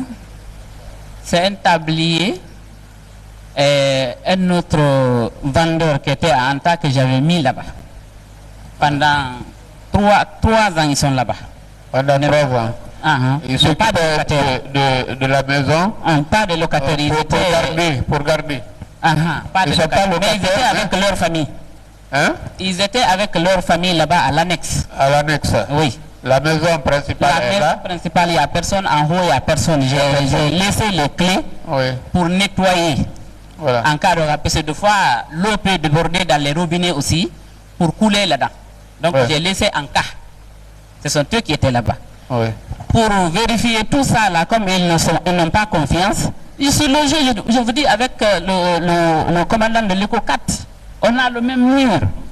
Deuxièmement, les choses qui ont été prises à Kountia, il y a des lits, il y a des matelas, il y a des fourneaux, il y a des bancos. Tout ce que je garde, je ne garde pas en ville. Ici, je n'ai pas de place, c'est là-bas que j'amène. Même mes chaussures, un sac de chaussures que je portais, que si je n'en ai pas besoin, je mets là-bas. Tout est à la gendarmerie. Anta. Donc tout était à Kountia. Ça est à la gendarmerie. Mes chaussures, les fourneaux, les bancons, tout était là-bas. Tout ce que j'ai pris à Anta, ça est à la gendarmerie. Ils peuvent aller vérifier. Des matelas, pas des matelas neufs, pas des lits neufs. Tout a été démonté là-bas, on a transporté. Lui, il était en stand-by à l'état-major. Il n'avait pas de poste. Lorsqu'on les a levés à Kaka, il était là, il défilait, il me dit de l'aider à ce qu'il rejoigne Anta et qu'il reste à la maison là-bas. J'ai dit, je ne peux pas m'occuper de ça. Écoutez. Oui. Bon, quel était le degré de destruction de votre maison là? Parce que c'est l'eau qui est rentrée, les murs ont été fissurés. Tout était fissuré. Donc j'ai demandé aux gens qui étaient là-bas de quitter. Ils ont tous quitté. J'ai transporté ça par des marques, bananes, les lits et consorts. Vous pouvez demander au chef de quartier adjoint qui est là-bas qui m'a donné la maison. C'est devant lui, il m'aidait même à débarquer les choses.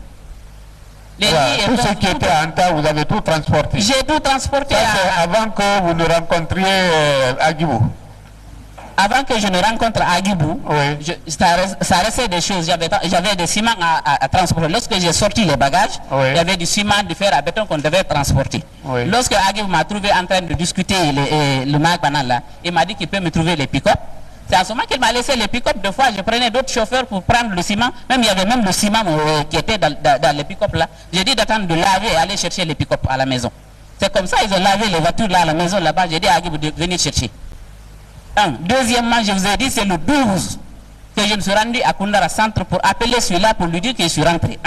Deuxièmement, pour lui dire le chauffeur doit passer prendre les bagages à Kountia que je devrais envoyer à Koundara. Tout juste, il m'a dit qu'il y a les gendarmes sur place. Donc, j'ai dit, c'est des bandits ou bien des gendarmes? Il m'a dit des gendarmes qui sont venus pour perquisitionner. J'ai dit, bon, ouvre les portes, ils vont voir. Ils ont perquisitionné, ils ont terminé. J'ai dit pour mesure de sécurité, parce qu'il m'a dit qu'ils ont laissé des gendarmes à côté pour dormir là-bas. J'ai dit pour mesure de sécurité, j'ai dit au chauffeur de ne plus passer prendre quoi que ce soit là-bas. Parce qu'il y a des problèmes à la maison, de laisser la maison intacte jusqu'à mon retour. J'ai dit à Youssouf. Mais à chaque fois, ils partaient à l'état-major se présenter, ils n'avaient pas de poste. Ils étaient là-bas, ils attendaient une décision pour l'affecter. Donc c'est comme ça que j'ai dit au chauffeur de ne plus passer prendre quoi que ce soit, puis ça, ils m'ont dit il y a les gendarmes. Si le chauffeur venait pour prendre quoi que ce soit, on allait dire qu'on a déplacé quelque chose. J'ai abandonné tout là-bas. Deuxièmement, la valise dont il parle, ce n'est pas ma valise de mariage. Lui ne connaît même pas ce qui se passe dans mes effets. Il trouve des bagages qui sont là, rien n'est installé, tout est en vrac. Aucun lit n'est installé, il n'y a rien, tout est en vrac comme ça, dans les chambres. Comme ça. Donc il ne connaît pas, je ne peux pas aller sans ma valise de mariage. C'est les valises des enfants qui étaient à la maison et d'autres habits que j'avais, que je garde souvent. Toutes les choses que je n'en ai pas besoin à la maison là-bas, comme les chambres sont petites, j'amène tout à Anta, je ferme. En haut. Donc c'est ce qu'on a tout descendu. Vous pouvez aller maintenant là à Anta aussi. Il y a des choses qu'on a démontées tout là-bas, ça est dans le garage, c'est fermé là-bas, il y a le gardien là-bas, vous pouvez aller vérifier. La maison n'est pas terminée encore, elle est là-bas. Tout ce qu'ils ont pris aussi à Kountia, ça est au PM3. Oui, Monsieur le Président, c'est des contradictions graves entre ces deux accusés. Moi, de toute façon, j'ai posé une seule question à Mme Fatou Badiar. Le reste des détails là, ça ne m'intéresse pas. C'est l'accusé Youssouf qui a dit que la valise de mariage était à Kountia. Et moi, je ne l'ai pas appelé pour ça. Et la Cour appréciera ces contradictions. Lui ne connaît rien de ça. Je le dis Monsieur le Président, ne parlez pas ensemble. Okay. Monsieur le Président, et l'accusé Youssouf a déclaré qu'il s'agit d'un immeuble R+1. L'offendre un immeuble R+1 de cette façon, c'est curieux. Je voudrais demander, est-ce que c'était lié à des vices de construction?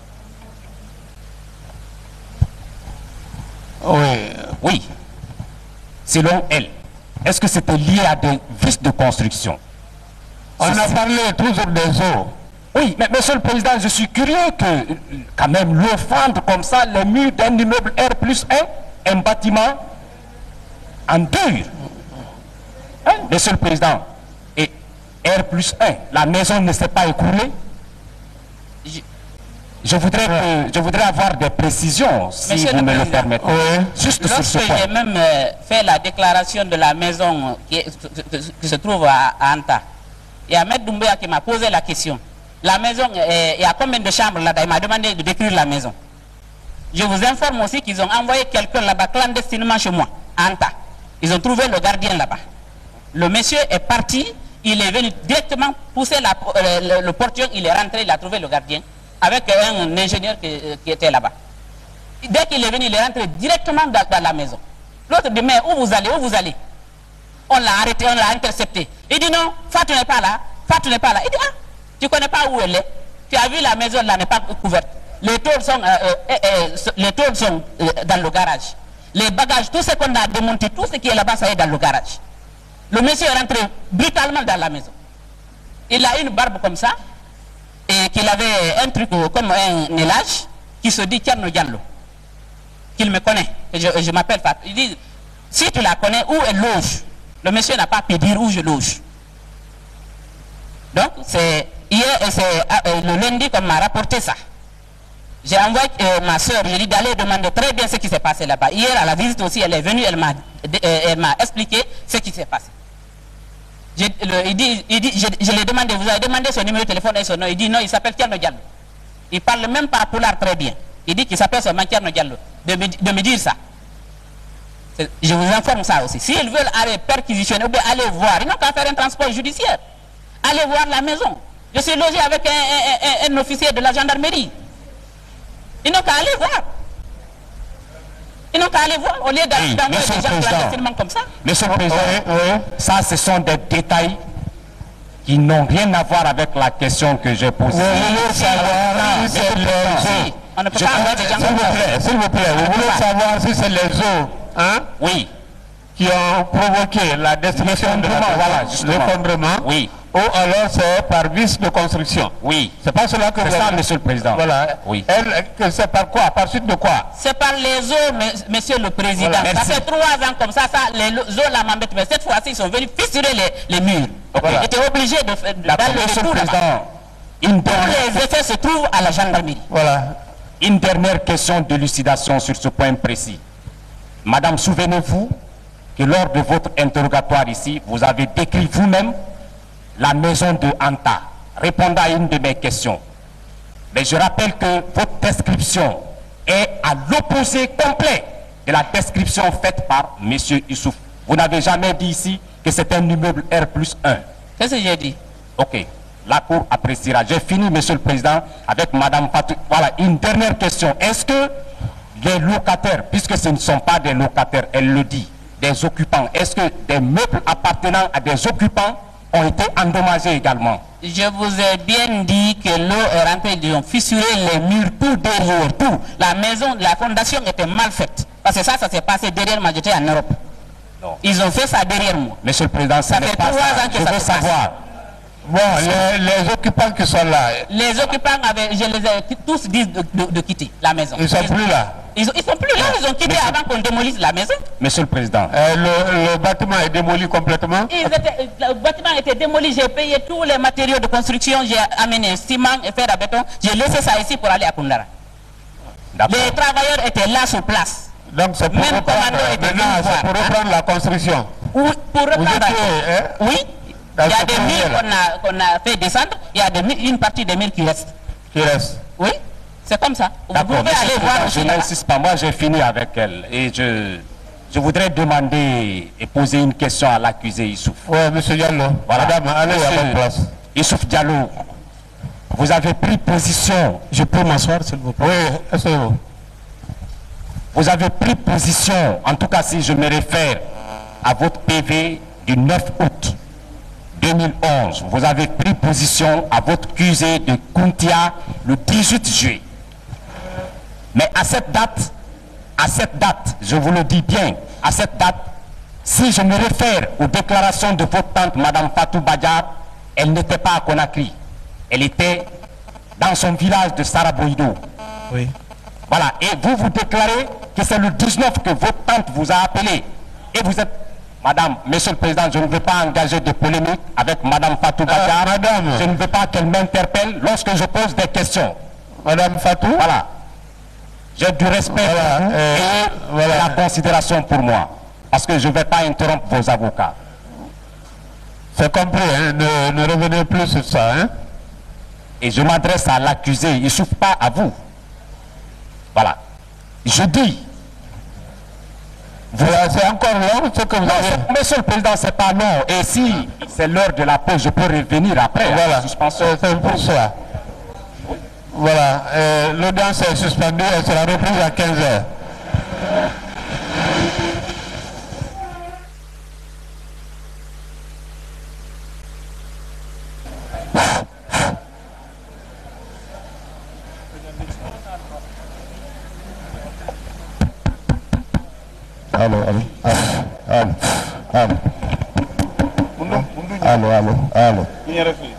Allô.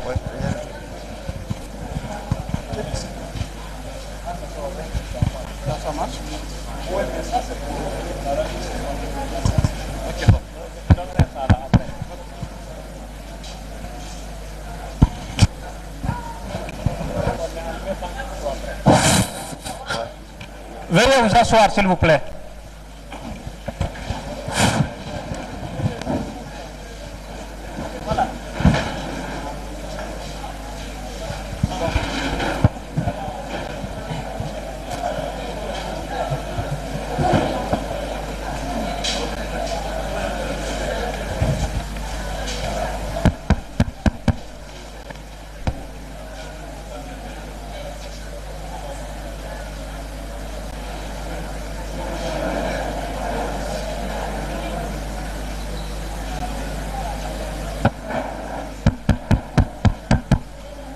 À votre attention, s'il vous plaît.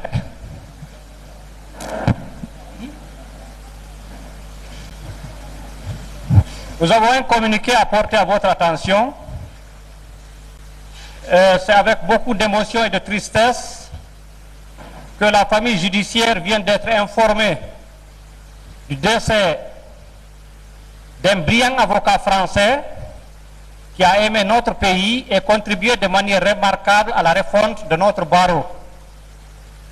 Cette mort du monsieur qui vous sera annoncée par monsieur le bâtonnier est survenue à un moment inattendu et elle affecte profondément tous ceux qui avaient connu ce brillant avocat,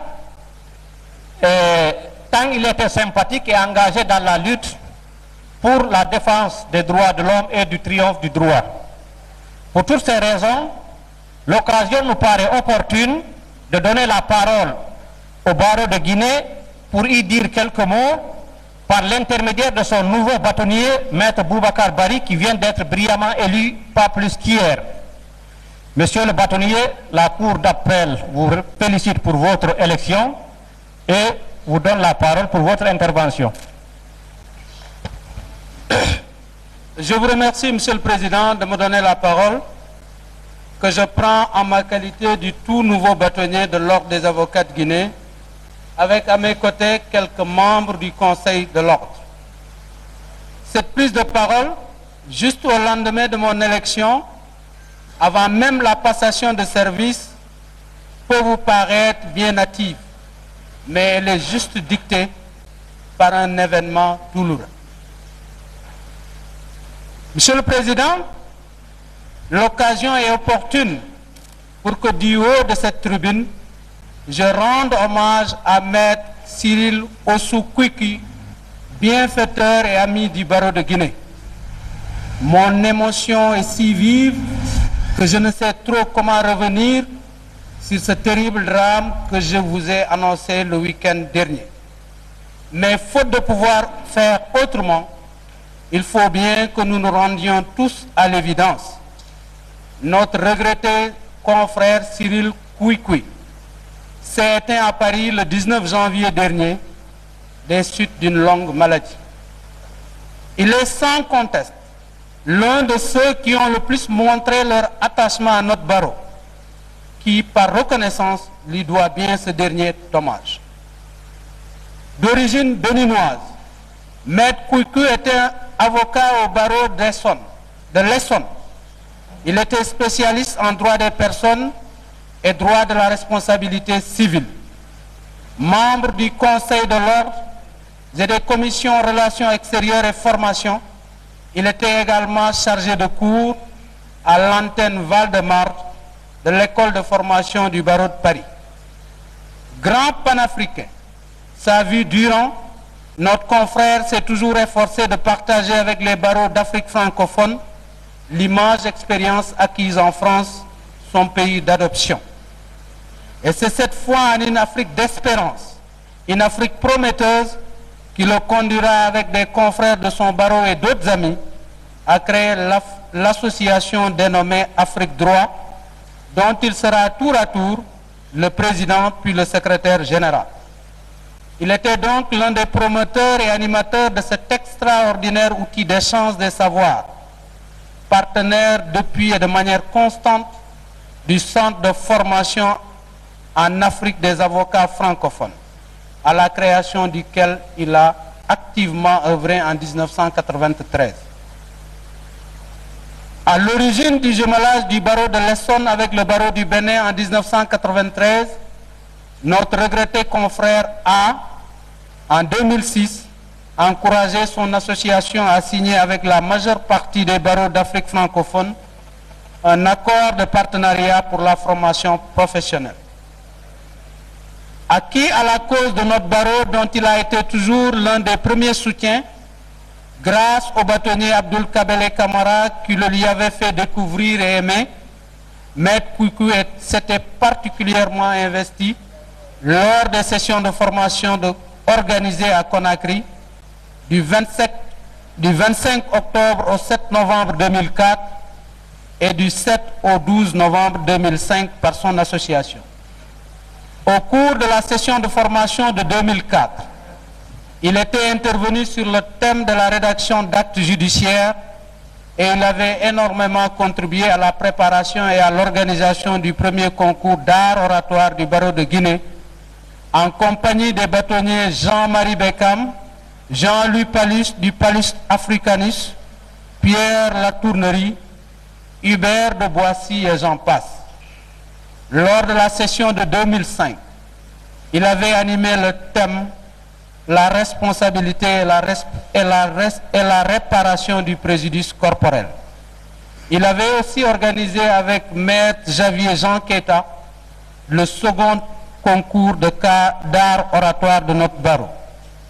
Sans lui, rien de tout cela n'aurait été possible, pour reprendre l'heureuse formule du bâtonnier Jean-Marie Beckham, actuel président de l'association Afrique Droit. Mais Maître Cyril Kouikoui n'était pas seulement un avocat émérite, un formateur hors pair et un grand panafricain. Il était surtout un avocat de la cité, c'est-à-dire un grand homme, un humaniste, un infatigable combattant du droit, de la liberté et de la démocratie. C'est pour cette haute qualité que ses amis de la convergence pour un Bénin émergent le prôneront éternellement.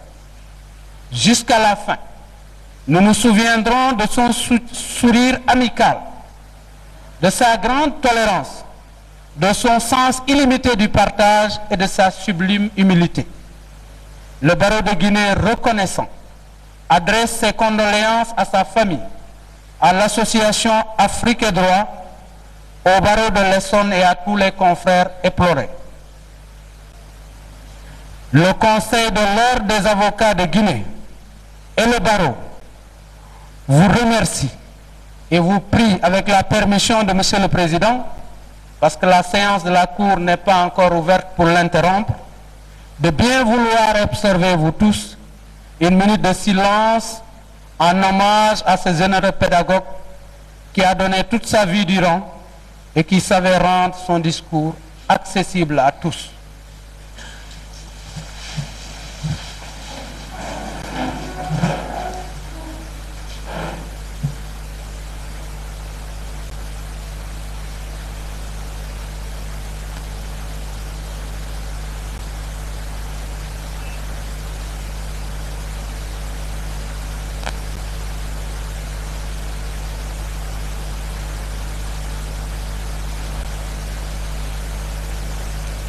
Je vous remercie.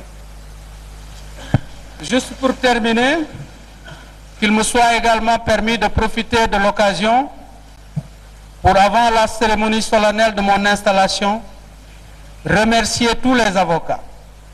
Hier, ils ont écrit une autre belle page du barreau de l'histoire du barreau de Guinée.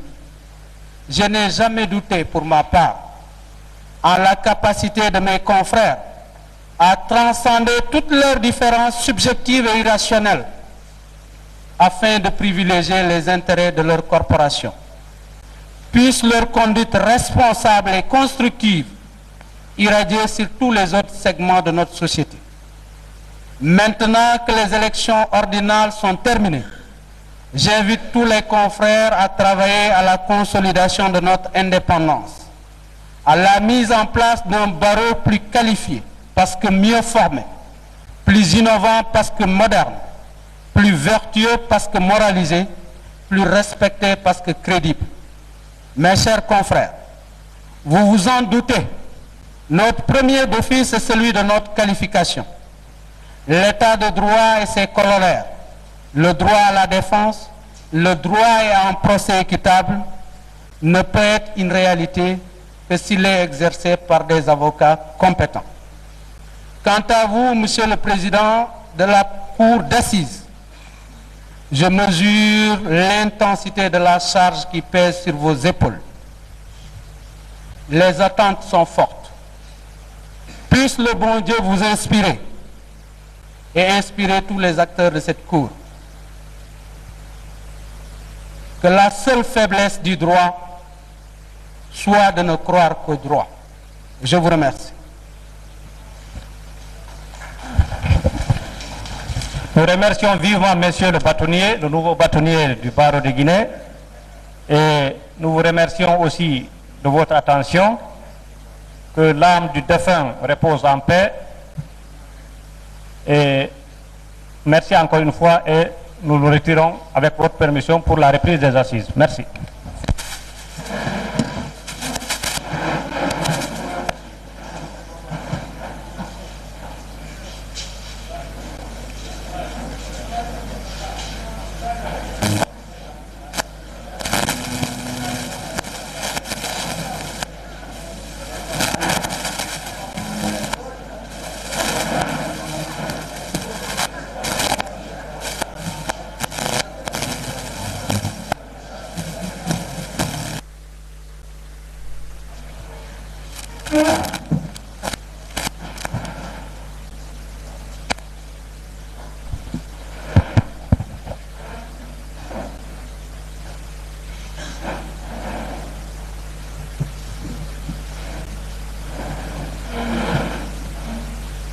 L'audience de la Cour d'assises est reprise, veuillez vous asseoir.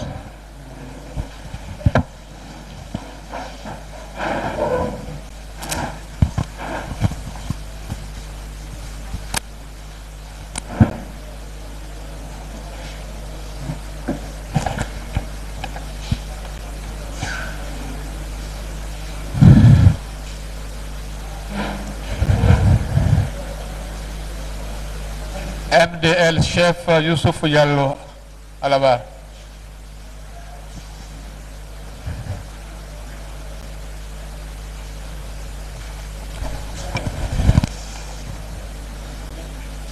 Maître Mori Doumbouya.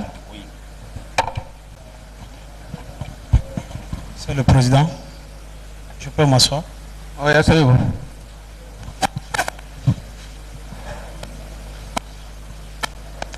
Oui, Monsieur le Président,